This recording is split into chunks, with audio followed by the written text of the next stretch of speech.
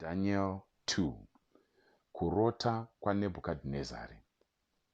Mugore rechipiri rokutonga kwake, Nebhukadhinezari akarota hope. Pfungwa dzake dzikashushikana uye akashaya hope. Saka mambo akarayira n'anga navanofarira mazango navaroyi navafemberi nezvenyeredzi kuti vamuudze zvaakanga arota. Vakati vapinda vakamira pamberi pamambo, iye akati kwavari, ndakarota hope dzinonditambudza. Zvino ndinoda kuziva zvadzinoreva. Ipapo vachenjeri vezvenyeredzi vakapindura mambo norurimi rwavaAramu vachiti, haiwa mambo, raramai nokusingaperi. Udzai varanda venyu kurota kwenyu, isu tigodudzira. Mambo akapindura vachenjeri vezvenyeredzi achiti, izvi ndizvo zvandafunga chaizvo izvo. Kana imi mukasandiudza kuti kurota kwangu kwaiva kupi uye mukadudzira, ndichaita kuti mugurwe uye dzimba dzenyu dziitwe mirwi yamarara. Asi kana mukandiudza zvandakarota mukazvidudzira, muchagamuchira zvipo nemibayiro nokukudzwa kukuru zvinobva kwandiri. Saka ndiudzei chiroto mugochidudzira kwandiri. Ivo vakapindurazve vachiti, mambo ngaaudze varanda vake chiroto uye isu tichachidudzira.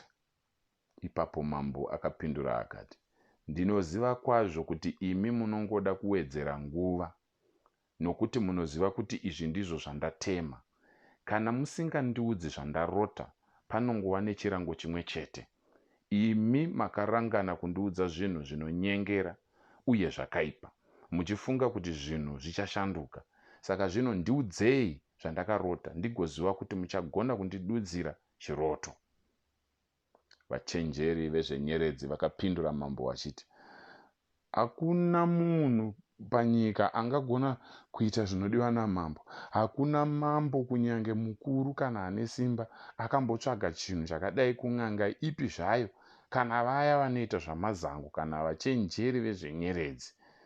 Zvinhu zvinodikanwa namambo zvakaoma kwazvo. Hakuna munhu angazvizivisa kuna mambo izvozvo kunze kwavaMwari uye vasingagari pakati pavanhu. Izvi zvakaita kuti mambo ashatirwe zvikuru uye akava nehasha zvokuti akarayira kuti vakachenjera vose veBhabhironi vaurayiwe. Saka chirevo chakapiwa kuti vachenjeri vaurayiwe uye varume vakatumwa kundotsvaga Dhanieri neshamwari dzake kuti vaurayiwewo.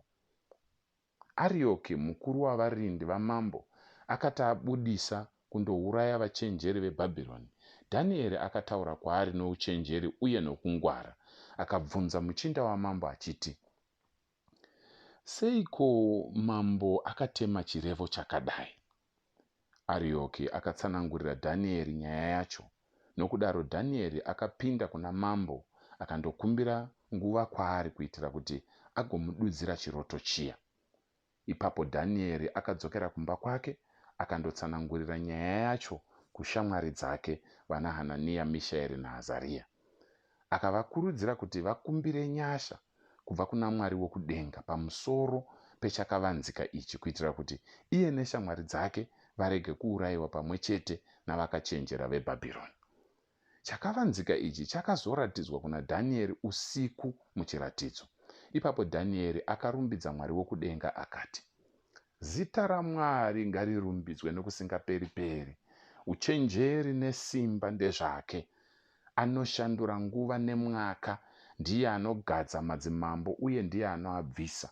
Anopa uchenjeri kuna vakachenjera nezivo kuna vanonzvera. Anozarura zvakadzika nezvakavanzika. Anoziva zviri murima uye chiedza chinogara maari. Ndinokuvongai uye ndinokurumbidzai, imi Mwari wamadzibaba angu. Makandipa uchenjeri nesimba, makandizivisa zvatakakumbira kwamuri, makazivisa kwatiri kurota kwamambo. Ipapo Dhanieri akaenda kuna Arioki, uya akanga agadzwa namambo kuti auraya varume vakachenjera veBhabhironi, akati kwaari, musauraya vachenjeri veBhabhironi.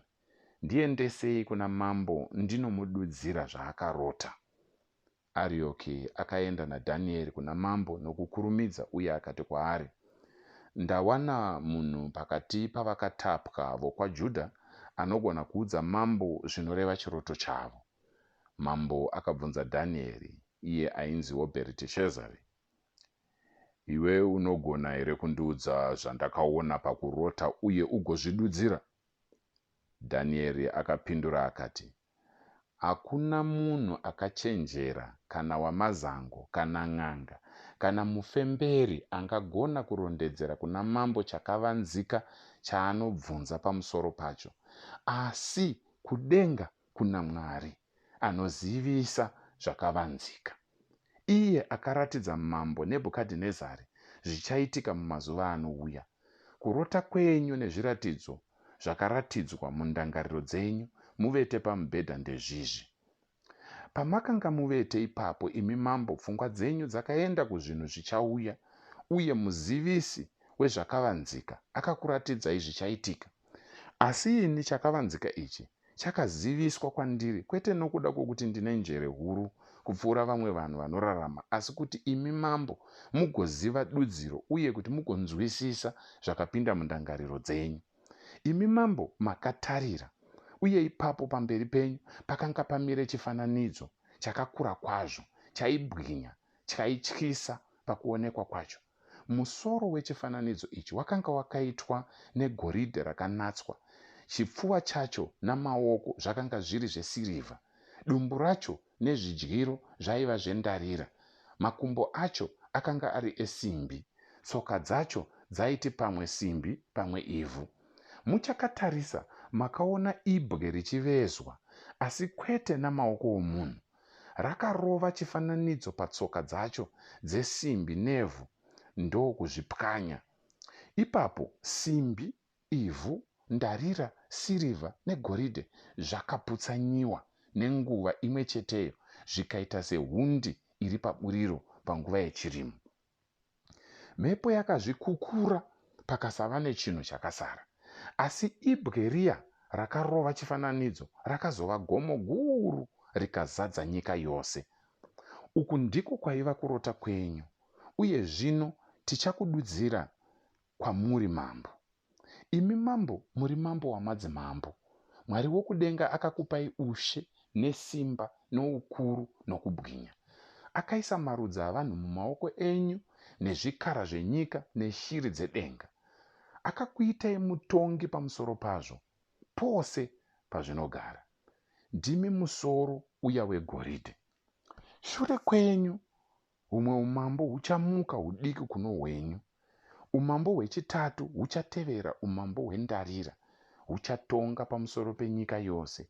Pakupedzisira kuchava noushe hwechina hwakasimba sesimbi, nokuti simbi inopwanya uye inoputsanya zvinhu zvose, uye sokuputsanya kunoita simbi zvinhu, saizvozvo huchapwanya uye hugoputsanya humwe hwose. Sezvamakaona kuti tsoka nezvigunwe zvakanga zvakavhenganiswa ivhu nesimbi, saizvozvo umambo uhu huchava hwakaganhurwa, asi huchava nerimwe simba resimbi mahuri, sezvamakaona simbi yakavhenganiswa nevhu. Sezvo zvigunwe zvakanga zvakati pamwe simbi pamwe ivhu, saizvozvo umambo uhu huchava hwakasimba kuno rumwe rutivi uye husina kusimba kuno rumwe rutivi. Uye sezvamakaona simbi yakavhenganiswa nevhu, saizvozvo vanhu vachavhengana uye havangarambi vakabatana, sezvinoita ivhu nesimbi zvakavhengana. Mumazuva amadzimambo ayo, Mwari wokudenga achagadza ushe husingazoparadzwi, uye hahungazombosiyirwi vamwe vanhu. Huchapwanya ushe hwose hugohugumisa, asi ihwo huchagara nokusingaperi. Izvi ndizvo zvinoreva chiratidzo chedombo rakavezwa pagomo, asi kwete namaoko omunhu. Dombo rakaputsa simbi, ndarira, ivhu, sirivha negoridhe zvikati mwarara. Mwari mukuru akaratidza mambo zvichaitika pamazuva anouya. Kurota uku ndokwechokwadi, uye nedudziro yacho ndeyechokwadi. Ipapo mambo Nebhukadhinezari akawira pasi nechiso chake pamberi paDhanieri, akamuremekedza, akarayira kuti apiwe chipo nezvinonhuhwira. Mambo akati kuna Dhanieri, zvirokwazvo Mwari wako ndiMwari wavaMwari, naishe wamadzimambo uye nomuzivisi wezvakavanzika, nokuti iwe wakagona kuzivisa chakavanzika ichi. Ipapo mambo akaisa Dhanieri pachinzvimbo chakakwirira, akapa zvipo zvizhinji kwaari, akamuita mutongi pamusoro penyika yose yeBhabhironi, akamuita mukuru wavachenjeri vose. Pamusoro paizvozvo, Dhanieri akakumbira mambo kuti agadze vana Shadhireki, Mesheki naAbhedhinego kuti vave vatariri vamatunhu eBhabhironi, iye Dhanieri pachake achiramba ari paruvazhe rwamambo.